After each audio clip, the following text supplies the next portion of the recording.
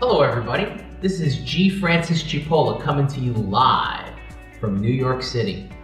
As you can see on the screen, it says, my life's work is to serve and educate people that have a desire to do something great, but may not have the necessary skills. Today I'm going to come to you with the 7 fundamentals. The 7 fundamentals that you need to master in order to get every single dream and desire you have.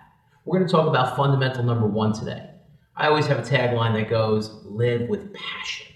Well, I'm going to ask you to passionately get involved with this training so you can master the fundamentals. Prospecting, as you can see, is on top of the list of the 7 fundamentals. Why is it on top of the list? Because without prospecting, you cannot do the other. We need people to serve in order to fulfill people's destinies. The only way a company succeeds or an idea succeeds is when there's a need in the marketplace. People are suffering like never before. People are not making enough money. They're not saving enough money. They're not protected the right way. We're going to talk about a revolutionary strategy, a chance, an opportunity to go into business for yourself, but not by yourself. So we're going to talk about prospecting in a very major way. And as I begin this concept of prospecting, notice the word, it says how to master prospecting. They say from the early years that mastery is something that occurs when you're an apprentice. And the apprenticeship, the original apprenticeship, was something that took 7 years. You'd have to practice for 7 years under a master in order to go become a master yourself. And I'm encouraging you, as you master prospecting, we want to talk about first developing a qualified market. I took a marketing class back in college many, many years ago, and that marketing class said you need to know what your market demographics are. And a lot of you watch TV. Maybe you've seen a show on HGTV. They have what they call the Little Houses. On HGTV, they have a show called Flip or Flop. And these are shows about construction and housing. And maybe you did not notice, but during the commercials, they're showing commercials on Lowe's, on Home Depot, remodeling your bathroom. But if you have children, for those of you that have children, if you've ever watched TV like Blue's Clues and The Muppets and all these other different shows that you watch for children, do you notice the commercials that they show? They show commercials on diapers, baby formula, things of that nature. So I'm encouraging you to pay attention to the market demographic. See, the purpose here is to maximize your efforts by selecting the right qualified prospects to help you explode your business from the beginning. So we want to clarify what the correct market is.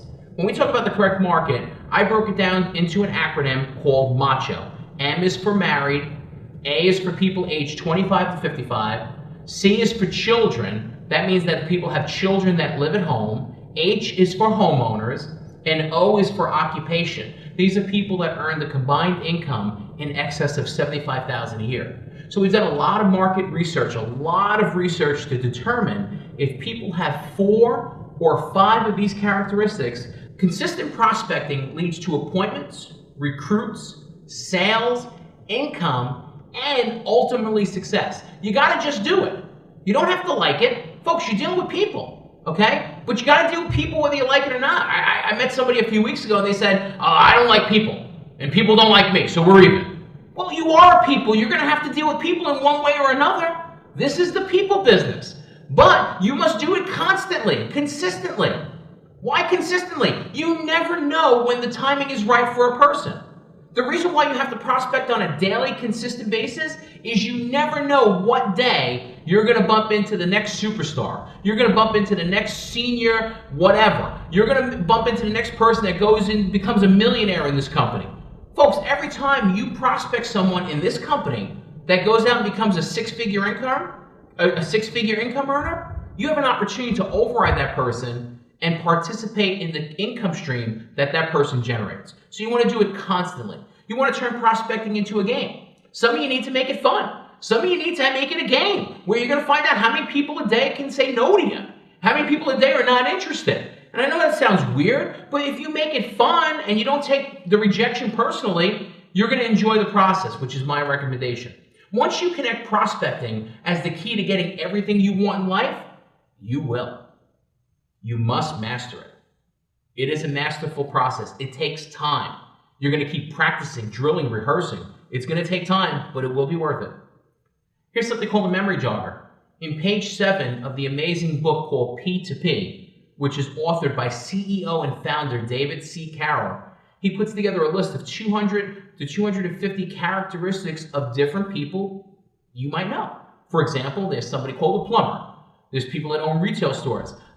Maybe you have babysitters. There's so many different categories that you can look into of people that you can prospect that maybe you forgot about. And this memory jogger will allow you to remember these people. Let's talk about how to prospect. How to prospect has 5 different components, and these are ideas and strategies you can use in order to explode your business. The first prospecting method is called approach contact.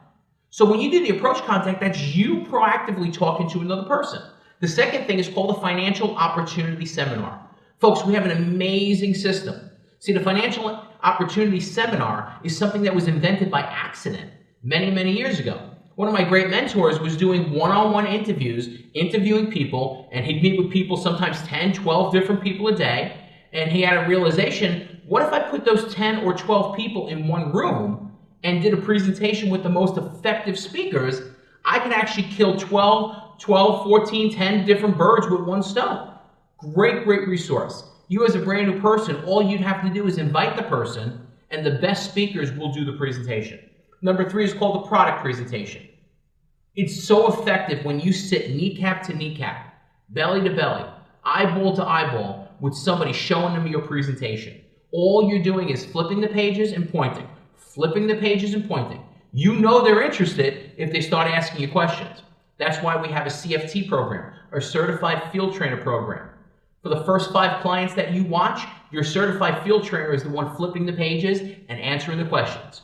All you have to do is introduce, watch, and get paid. Number 4 is called the ongoing client contact. I think, let me give you my idea. Ongoing client contact is something you want to become great at, but you want to make it. What do I mean by that? Facebook, right now they send you a reminder when it's somebody's birthday. If it's somebody's birthday on Facebook, 200 people say happy birthday to them. That doesn't make you unique. That doesn't make you special. Maybe get creative and send people Thanksgiving cards. Hey, some people don't celebrate Christmas. Some people celebrate Christmas. Some people celebrate Hanukkah. Other people don't celebrate any holidays at that time of year. But everybody that lives in this country gets together with their family in one way or another during Thanksgiving. So be unique. Keep in touch with your clients. And the last thing is social media. This has been an explosion over the last 5 to 10 years. It costs nothing. Zero. I don't know if you use Facebook, Instagram, Snapchat, LinkedIn. These are free online social media services that allow you to connect with people that you're looking for. Here's a little idea with social media. Number 1, spend 15 minutes a day liking and commenting on people's posts. There's a saying that if people are familiar with you and they like you, they'll do business with you. So start making yourself familiar. Start commenting. Number 2, put 2 posts out every single day. Now be very careful. Don't post, oh, it's raining out. Oh my God, it's so cold. I can't believe what's going on with Trump. Don't post anything like that. Do not be controversial. Post things about lifestyle. People want to see lifestyle. People enjoy vicariously living through other people's success. Start sharing success. Put things about your family. There's no better pride than pride of family. Go put things out there about the opportunity. Last week, we had another human being go over $1 million of income in this amazing business. So post that. Show people there's people succeeding at a very high level at a very quick pace. Post things about the product. Show people our unique concept. We have a life insurance that you do not need to die in order to use. For 200 plus years, all these insurance companies, now there's 900 of them left, all they do is sell insurance that people have to die in order to get. We have one with living benefits. You do not have to die in order to get it. Post positive quotes. Nobody likes anybody negative, okay? Negative people, I heard a long time ago, oh, you know, misery loves company. Well, so do positive people. They like positive people. One of the things I know about being a positive person, is I don't like negative people. So be positive, be a light. There's a lot of crazy things going on in the world. There's these natural disasters that are happening, the political environment, the threats of war. People need positive people in their life to keep them going. And the last thing it says is add 5 new people every day to your social media. I recommend LinkedIn. Why do I recommend LinkedIn? Because LinkedIn is a professional, structured social media medium that you can use that categorizes people based upon their profession. I mean, in short, LinkedIn is a live resume that's online. It's structured to help people match up to be in the right industry. So I would add 5 new people every day in related industry. If you're recruiting people in the insurance world, maybe you want to diversify your business and get people that are involved in mortgages. You might want to diversify and get people involved that are in the real estate business. You might want to diversify and get nurses and doctors. Why nurses and doctors? These people live for helping people. These people have a desire to help people, which is exactly what our business opportunity does. Remember, the reason why you're branding yourself is you're trying to identify yourself unique in the marketplace. You do not want to be like everybody else. There's got to be something unique about you. So let's talk about the FORM method. The FORM method is an acronym for family, occupation, recreation, and money. Why do we use the FORM method? Let's say you're in Starbucks, you're online waiting for a coffee, you're having a conversation. Let's say you're inside of an elevator and you got to go 30 floors and you have 20 seconds or 40 seconds to have a conversation. If you want to get to know about people, remember this always. Dale Carnegie talked about this in the book, How to Win Friends and Influence People. He said that if you get a man or a woman to talk about themselves, they'll talk forever. If you want to get a person to like you and trust you, get them to talk about the most important thing in their life. And you know what that is? That's themselves. Sometimes you meet people that have unique names. One of my strategies with names, I think you need to remember people's names. You have to learn how to remember people's names. So for example, if I'm at a restaurant or I'm receiving service someplace, the very first thing I ask the person is, what is your name? What is your name? Why do I ask their name? Because every time they're near me, I'm going to reuse their name. I'm going to use their name. Why? Because if I use their name, I'm different from every other person that walked in earlier. I took the time to care about them. Remember this always, folks. People don't care how much you know until they know how much you care. So if you're at Starbucks and you're online or you're in the elevator, ask somebody, hey, tell me about your family. What kind of work do you do? What's your occupation? What do you do for fun? Are you money motivated? Do you look for other things? And you get a feel for people. We're going to talk about something called STAR in a few moments. There's different characteristics for different types of people. So you want to speak to those characteristics. This is prospecting, folks. You're trying to connect with people. You have to show a sincere interest in other people. I love this one. STEAM. Steam. I'm not talking about steaming your clothes. Okay, I'm not talking about steaming some lobsters. I'm talking about STEAM. The acronym STEAM is S is for sales, T is for teacher, E is for enthusiastic, A is for ambitious, and M is for money-motivated people. I like these little sentences here. Let me open them one at a time. The first one says, I know you're not interested, and this is not for you, but who is the best salesperson you know? See, I call this a reverse psychology question because I'm implying they're not interested. Why? Because there's no pressure. There's no pressure. Some of you get up in front of people, you're prospecting. Hey, would you want to make money? Hey, you want to make money? You want to come with me? And you start getting dramatic and all in their stuff, and next thing you know, whoa, they get turned off. So maybe take it away from them. Say things like this, hey, I know you're not interested, and this may not be for you, but who do you know that's the salesperson? Use the reverse psychology. Hey, I know you're not interested, and this is not for you, but who's the best teacher you know? I know you're not interested, and this is not for you, but who's the most enthusiastic person you know besides me?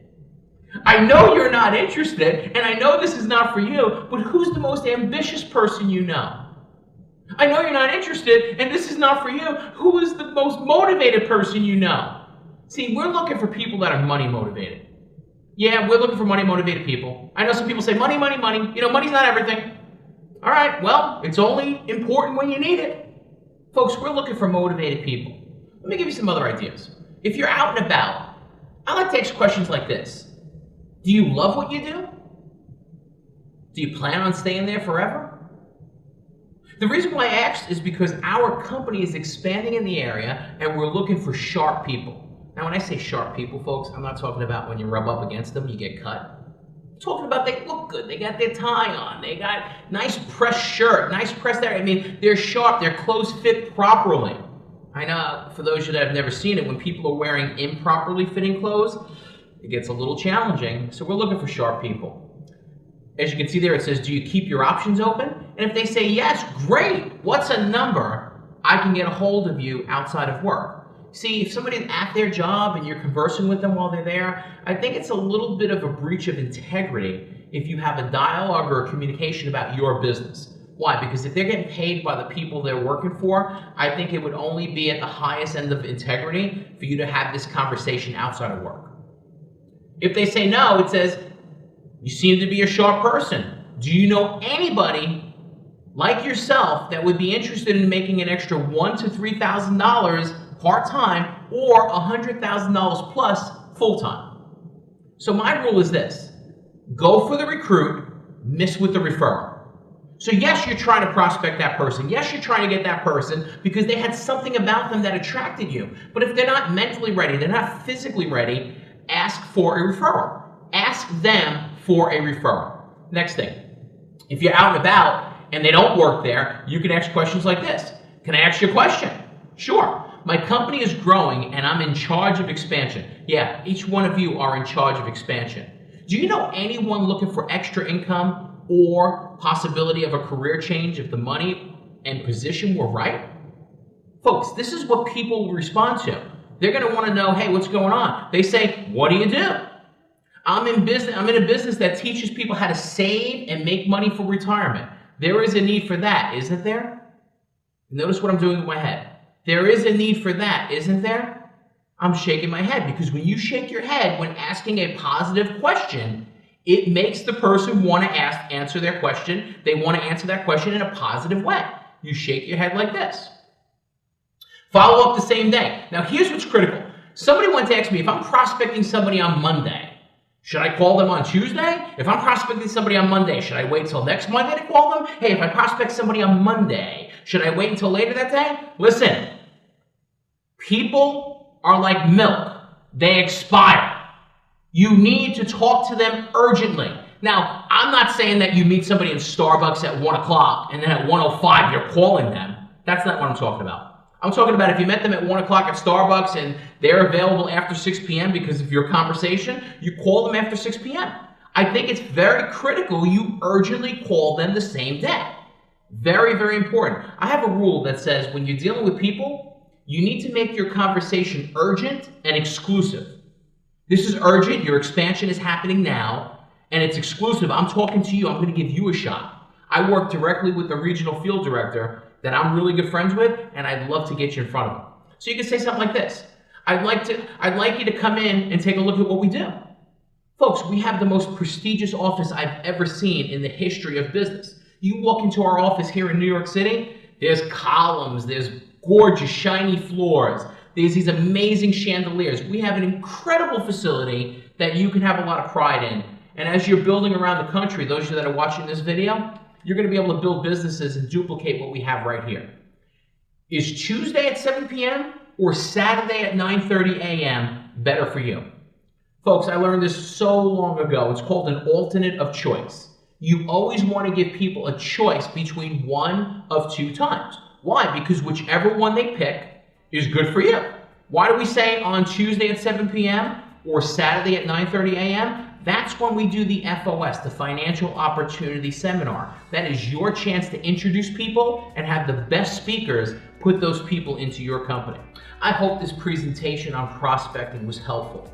I encourage you to go back and watch it over and over again and get the terminology, get the wording, get the alternate of choice. Learning how to ask people, is Tuesday evening at 7 or Saturday morning at 9:30 a.m. better?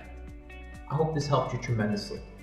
As it says right there, my life's work is to serve and educate people that have a desire to do something great, but may not have the necessary skills. Proud to be your teammate, proud to be in business with you. This is G. Francis Cipolla saying, live with passion.